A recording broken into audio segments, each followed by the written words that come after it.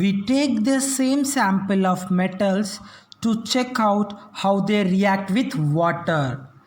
Don't forget the basic thing to find out the order of reactivity of these metals.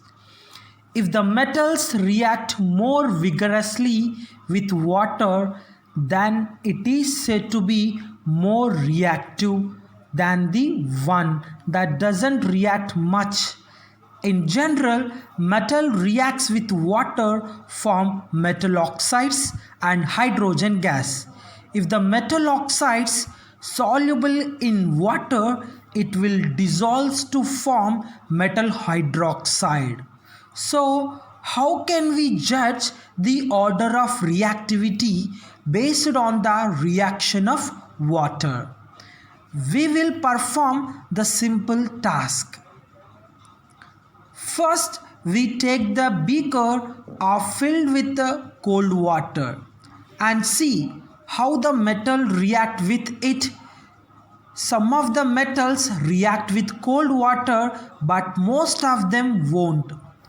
Out of those metals didn't react with cold water, we try to add them to hot water and see how they react.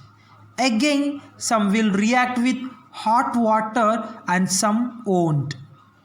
Those that doesn't react with hot water, we see how they react with the steam, and that will give us the order of reactivity. Ones which easily react with cold water are more reactive, and ones which require steam to react are not as reactive. Metals like sodium or potassium react violently with cold water.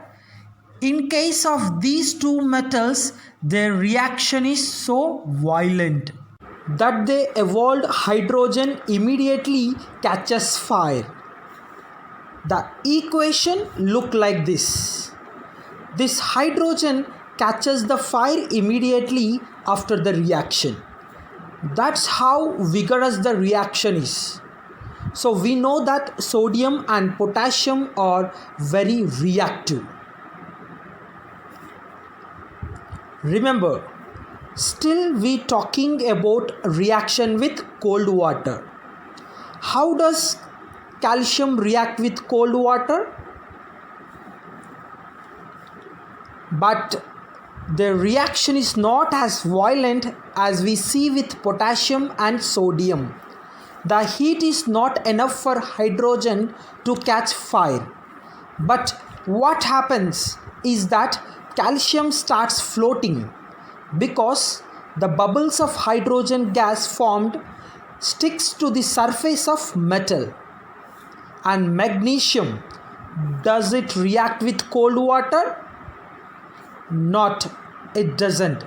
Magnesium react with hot water to form magnesium hydroxide and hydrogen gas, just like calcium starts floating due to the bubbles of hydrogen gas into its surface.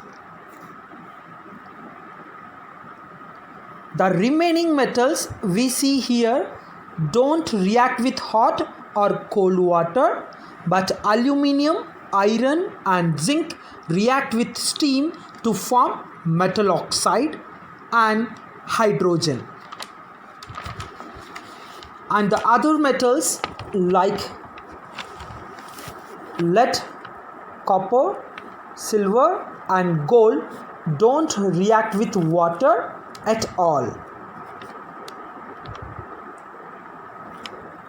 Thank you. Thanks for watching the video.